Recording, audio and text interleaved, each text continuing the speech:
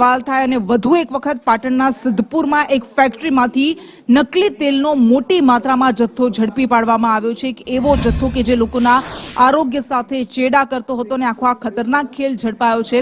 સિદ્ધપુરના પાટણની એક ફેક્ટરીમાંથી જીઆઈડીસીમાં આ ફેક્ટરી આવેલી હતી અને એમાં લાખોની કિંમતનો નકલી તેલનો જથ્થો ઝડપી પાડવામાં આવ્યો છે.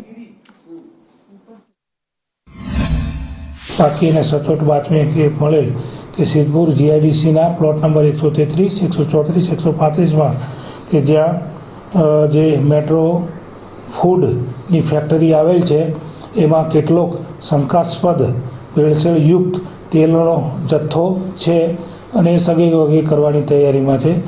જેથી બાતમી હકીકત મળતા પીઆઈશ્રીએ પોતાના સ્ટાફ સાથે ત્યાં જઈ અને બાતમી હકીકત વેરીફાઈ કરતા તેમના બાતમી હકીકતમાં તથ્ય જણાતા તેમણે તુરત જ ફૂડના અધિકારીઓ અને એફએસએલના અધિકારી તથા પંચો વગેરે બોલાવી અને આ જગ્યાએ રેડ કરતા ત્યાં કુલ 3 ઈસમો હાજર મળી આવેલ.